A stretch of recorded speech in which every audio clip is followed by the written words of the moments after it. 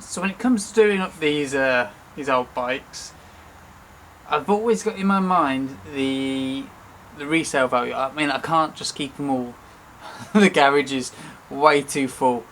So this Raleigh Superb, the 55 that I picked up, I looked at it mainly for the rims, the stainless steel rims, and it has stainless steel spokes as well. When I picked it up, I thought it was just going to be a nice simple fix, de-rusting the chrome,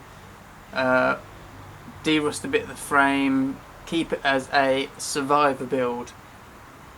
But I have to be a bit honest with myself sometimes, and as much as I want to pour the money into each individual bike and get them looking to their former glory, relive the history of it, I just can't do it sometimes. This bike in particular, I found out yesterday that it wasn't the brakes that were seized. Unfortunately, it's the hub. The hubs on front and rear are seized. And as much as the rims look awesome, as much as the spokes look awesome, stripping down the front hub, that's why it's missing. The bearings are all rusted inside, and that's why it wouldn't move. The races are shot, the axles are shot, and I'm fearing the rear hub has got the same fate, because that won't turn either. So looking around a bit, trying to work out what I'm going to do with this bike. It's a 1955 Raleigh Superb. Looking around, I might see £100 for it if I do it in a sort of survivor condition. I've already got 25 or so pounds into the bike. Now if I'm looking at replacing the crankcase cover that's missing on there, looking at replacing the mudguards because the front one is pretty bad. I'd also be looking at replacing the hubs possibly, and definitely the saddle, because the saddle will not be rideable.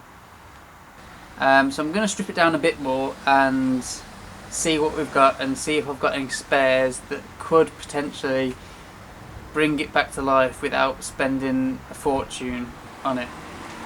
I'll just step inside the garage for a second. This is the front wheel. You can see the rim, really nice condition still, being stainless. The spokes, beautiful condition, being stainless. The hub is all rusted. It's a chrome steel hub. Let me zoom in. Oh, wrong way. There we go. The barrel rusters break through the chrome, and I can probably de-rust it. I'd have to strip the wheel down to do it properly, but inside is where all the damage has occurred, and I'm not sure if I'm going to be able to show that. So this is kind of as close as I can get without it being out of focus. You can see inside the bearings were just completely rusted inside, and the rust has kind of destroyed the races. I will be able to clean some of it up, but I don't think there's enough in there to get it running smoothly. I mean, this, sound focus, this was the state of the axle when I pulled it out, and you can see all the old grease that's just around there. But the one side that I've cleaned up, so this one side that I've cleaned up, it is not smooth really enough to run bearings around, I don't think. Sure, you could get a Dremel on it and try and regrind it, but I'm not sure, man, I'm not sure. I think the best solution with this hub would be to completely strip down the wheel and completely rebuild it. You are not going to believe this. Can I?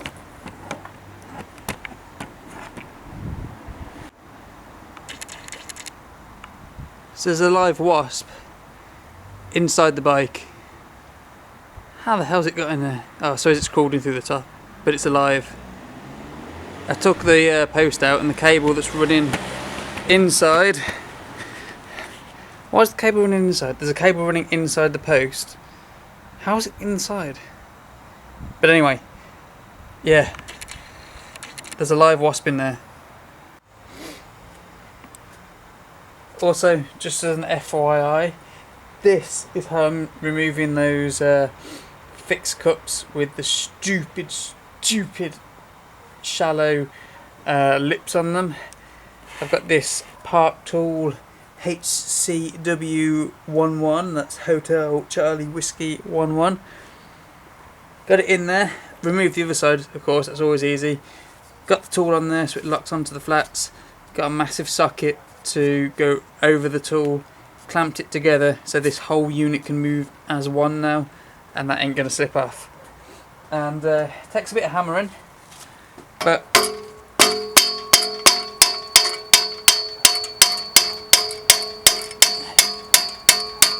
it works, it undoes.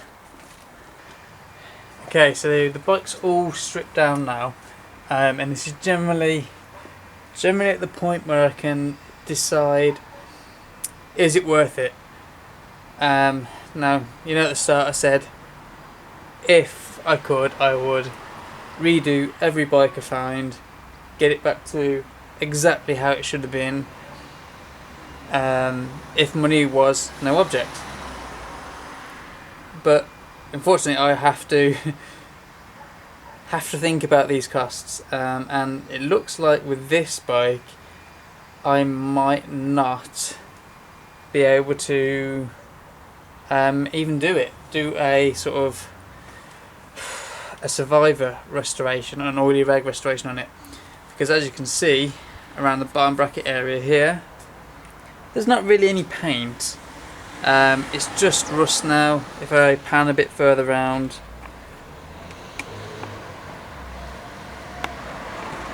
you can see the chainstays have really taken it. So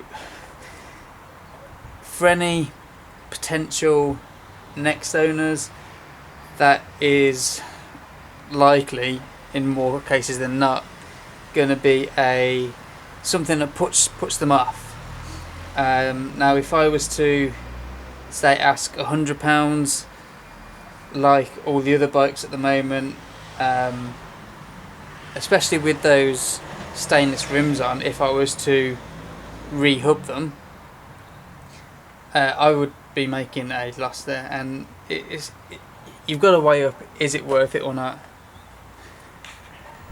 Again, the top tube isn't that bad. I would have worked with this if the chainstays, actually, and looking at them, the seat stays hadn't been so bad. But this is kind of what I would have worked with. I would have worked with some rusting as it is here. But stripping the bike down, I actually noticed that it's actually internally routed cables, which I did not expect off a 50s bike, a 55, 56. So you've got the cables which have run in through the top tube, which go all the way down to the seat post here, and they come out there. Now some of them also did go inside the seat post for some reason. They were looping down into the seat post. Oh no, that's where they came from. Okay, yeah. So the ones that go along the top tube are going to the front lights. They pop out, and they would have joined up to, I think, the rear light as well. This one's from the rear light, so that one's gone to the rear light, but all the power then went up, down into the seat post, down the seat tube, and comes out the bottom here. So this is where the cable would have connected to the hub. So that's a cool little internally routed cables. That would be a pain to replace, because it was going to go all along the chainstays, up the seat tube, out the seat tube, looped around the seat post, down the top tube. That's a cool little feature rather than run it down the outside, but it's going to be a pain to replace. that would have been a pain to replace, should I say.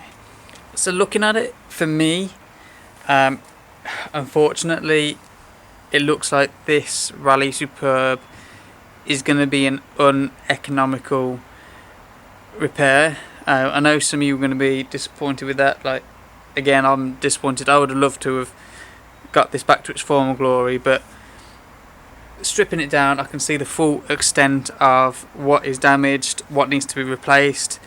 The frame, I wouldn't have been happy with putting this frame together with the bare metal as it is, the bare rust. I mean, I'd say that's kind of bad rust there. So I wouldn't have been happy with that. So like a powder coat would have cost me, well, £60 including the mudguards. Rebuilding those wheels with new hubs in, I don't know, add in another £20+ on there for the front hub, depending on what I can get it for. The rear hub, again, I could probably pull a 3-speed rear hub out of stock. I don't have a 4-speed. Then I'd have to buy new spokes. So again, that's probably another 20 quid. Replacing the mudguard as well, because the front mudguard is pretty damn shot.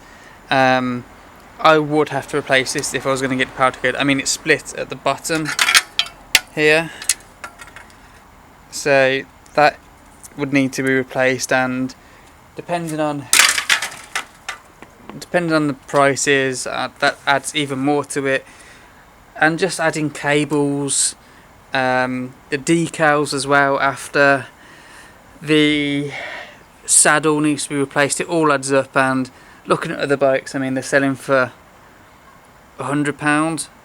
I've already gone way past what I would be spending on the bike, so I don't know. I'm afraid this might be just a parts bike. So this is something you've just got to look for if you're going to be doing these restorations. Like, so I'm sorry, this isn't going to turn into a restoration. I know I said I was going to do it, but looking at the economy of doing it up, I'm a bit gutted. But it's a parts bike. It's just a parts bike. We can't win them all. If these chainstays had been a bit better, maybe. Chainstays? Yeah.